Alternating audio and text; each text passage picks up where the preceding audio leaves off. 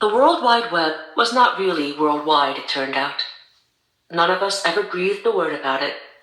A few students who had transferred from Kimchek University said that what they most missed from their old school was how they had all been connected by an electronic network. I understood that they were talking about their intranet, a heavily censored network that allowed them access only to already downloaded information and state-sponsored websites. I was not allowed to tell them that their intranet was not the same as the internet, that the rest of the world was connected while only they were left out. I would look for signs that one of them guessed the truth, but I saw none. Without having experienced the World Wide Web, could I have imagined it? Even if someone had described it to me, I would never have been able to fathom it. I asked innocently whether they could communicate with their parents over this electronic connection, and they answered, no, just by phone sometimes. I asked whether their parents knew how to use a computer. Most said their fathers knew how, but not their mothers.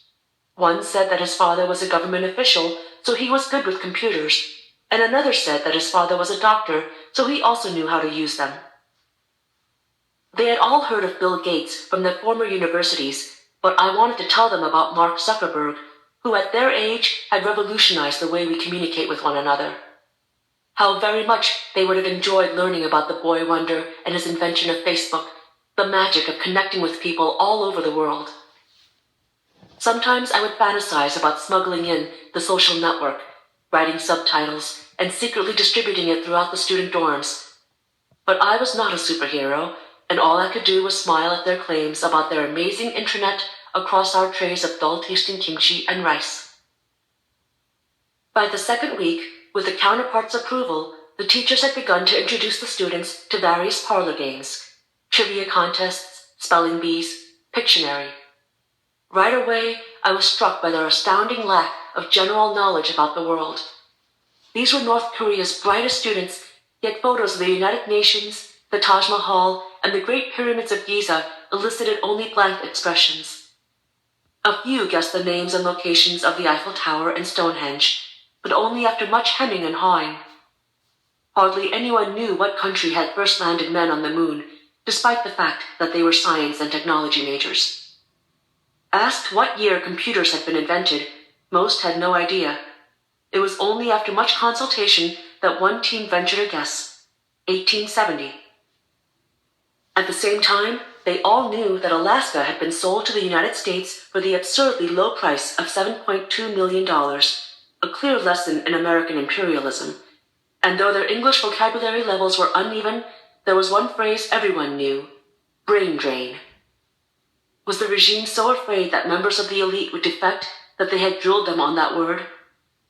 When we decided to make origami together, we learned that they knew how to make nothing except warplanes. Of course, in response to any question about their own country, such as when their first satellite, Gwangbyongsong-1, was launched into space, an event much boasted about by the DPRK, although the rest of the world deemed it a failure, they all shouted out the exact date and year. They enjoyed games that pitted one group against another, perhaps because they did everything in groups. They came to the cafeteria in groups and lived on assigned floors in groups.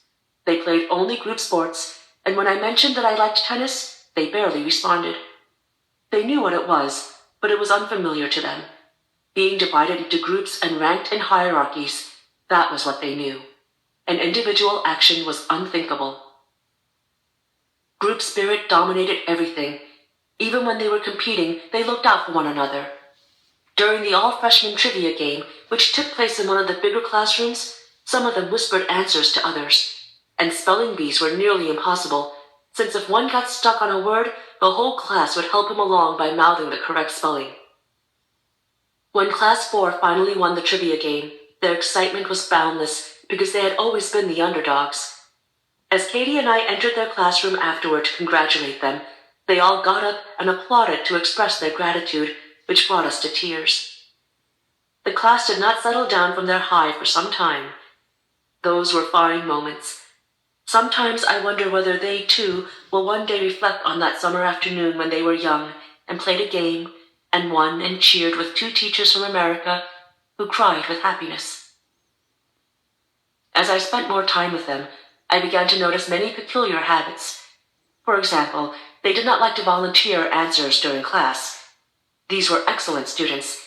They prepared so thoroughly that it often seemed pointless to go over their homework. The margins of their textbooks were filled with scribbled notes, yet they hesitated before raising their hands. When I would call on them, they would immediately get up to answer, but volunteering seemed foreign to them. Another thing that baffled the students was the pronoun my. When referring to Pyongyang, they never said my city, but rather our city. The DPRK was never my country, but our country.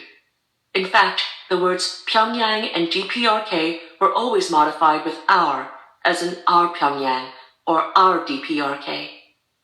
Even when we gave them a special lesson on my versus our, and made clear that they could drop our altogether with proper nouns, they seemed confused. They also seemed to fear office hours. This came up because, even though it was only our second week, Class 4 was already falling behind, and we were told that the counterparts had instructed us to give them extra help. However, when Katie and I set up office hours for those who needed tutoring, we could not persuade anyone to show up, no matter how much we pleaded. The students did not understand what office hours were and viewed them as punishment. We also realized that they were frightened at the idea of being with us one-on-one, and so we told them they could come in pairs.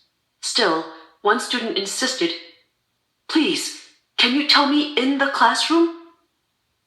Finally, we told them that it was mandatory for them to come, and they seemed pleased to obey.